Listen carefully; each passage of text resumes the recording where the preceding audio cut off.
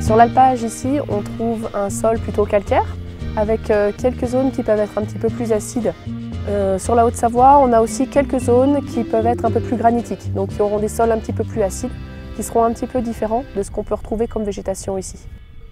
En fonction des différentes zones, on va avoir différents types de végétation et du coup ça va influencer sur la qualité du lait, sur sa composition, essentiellement sur la matière grasse.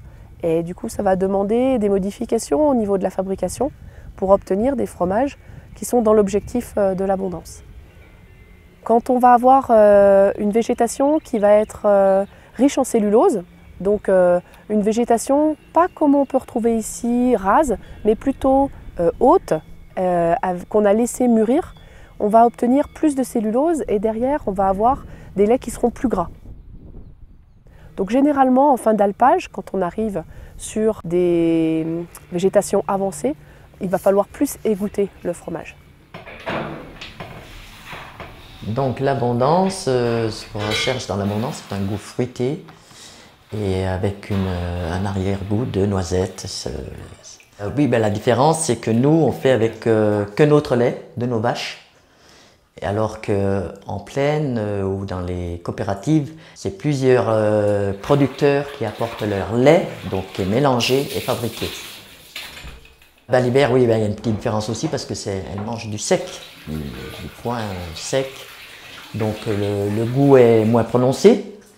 Il faut le garder plus longtemps, l'affiner plus longtemps pour qu'il arrive à avoir un bon goût quand même. Le goût du fromage abondance, il vient de différentes choses. Mais de manière directe, tous ces arômes, on va les retrouver en partie grâce aux terpènes. Alors les terpènes, c'est des composés qu'on retrouve dans différents végétaux.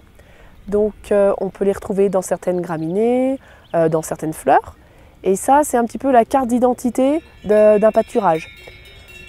On va retrouver ces différents terpènes ensuite qui vont passer dans le lait. Et bien sûr, après, ils vont passer dans le fromage. Et c'est ce qui va donner le goût et la signature du fromage.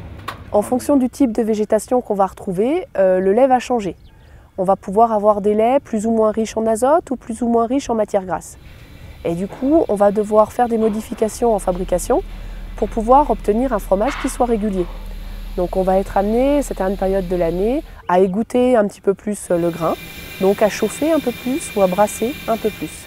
Alors régulièrement, quand je viens en appui technique avec Suzanne, on discute des résultats qu'elle obtient sur sa fabrication. Et puis, en fonction des résultats qu'on a sur les prélèvements que j'effectue quand je suis ici, on discute des adaptations à effectuer sur sa fabrication. Des prairies comme l'alpage qu'on a ici, elles sont très peu utilisées. Donc, il n'y a pas vraiment de fertilisation. Le chargement n'est pas très important. Il y a peu de vaches. Donc, on va avoir une grande diversité de fleurs qui vont pousser.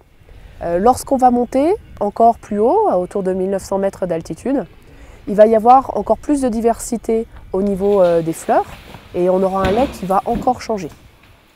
Le lait sera encore plus riche en différentes fleurs et plus riche en terpènes. Au niveau aromatique, on aura un produit qui peut être encore plus intéressant.